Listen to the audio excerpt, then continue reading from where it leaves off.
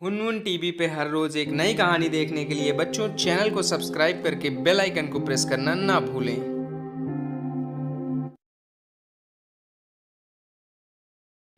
धर्मपुर गांव के पास एक सुंदर सा जंगल था। उस जंगल में एक हाथी का झुंड अपने महाराज के साथ रहा करता था।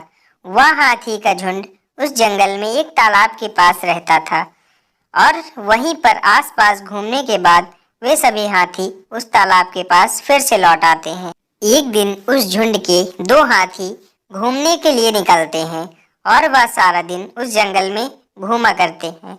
फिर वह वापस अपने घर की ओर आते हैं तो देखते हैं कि वहाँ अफरा तफरी मची होती है।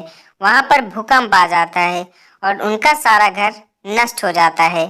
वह दोनों खड़े होकर यह सब देख ही रहे होते हैं, तभी सामने से उनके महाराज उनके कुछ साथियों के साथ आते हैं। फिर महाराज बताते हैं कि हमें अब इस जंगल को छोड़कर जाना होगा, अब हमारा यहाँ पर रहना सुरक्षित नहीं है। यह सुनकर वो सभी हाथी कहते हैं कि ठीक है महाराज, हम यहाँ से चलते हैं। फिर वो सभी हाथी अपने महाराज के साथ उस जंगल को छोड़कर दूसरे जंगल की ओर चले जाते हैं। वहाँ जाने के बाद उन्हें एक तालाब मिलता है, जिस तालाब में वो सब रहने का निर्णय लेते हैं।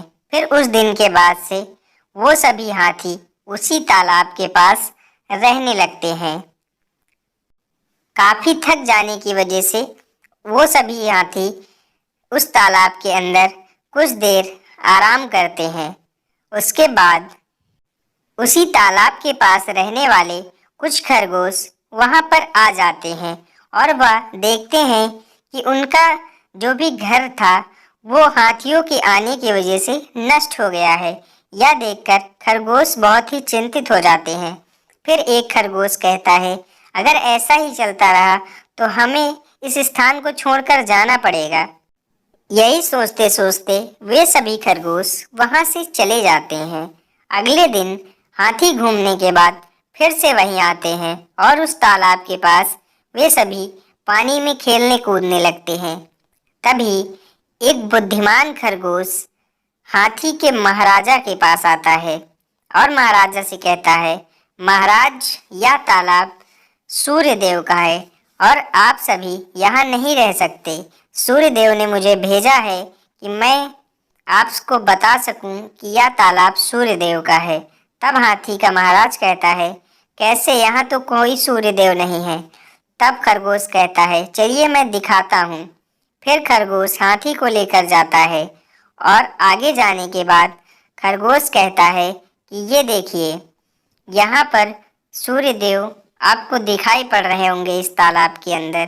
तब हाथी कहता है, हाँ, सूर्य देव मुझे दिख रहे हैं। अब मुझे समझ में आ गया है कि यह तालाब सूर्य देव का है। फिर हाथी कहता है, चलो मैं इस तालाब को छोड़कर चला जाऊंगा। फिर हाथी वापस आता है। वापस आने के बाद अपने साथियों को बताता है कि हमें यहाँ से चलना होगा, यह तालाब सूर्य देव का है और ये सारे खरगोश उनके सेवक हैं, इसीलिए वही यहाँ रह सकते हैं, हम सभी नहीं।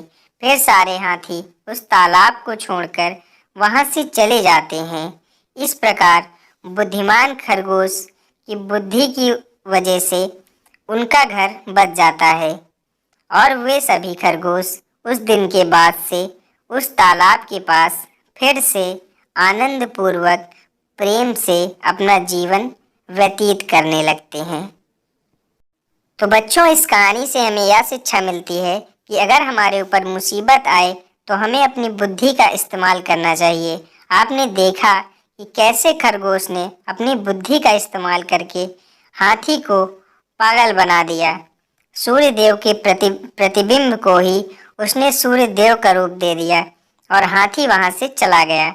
इससे हमें यह शिक्षा मिलती है कि हमें हमेशा अपनी बुद्धि को सही वक्त पे इस्तेमाल करना चाहिए। चलिए बाय बच्चों, मिलते हैं नेक्स्ट वीडियो में। जो बच्चे नए हैं वो चैनल को सब्सक्राइब ज़रूर करें। Yeah.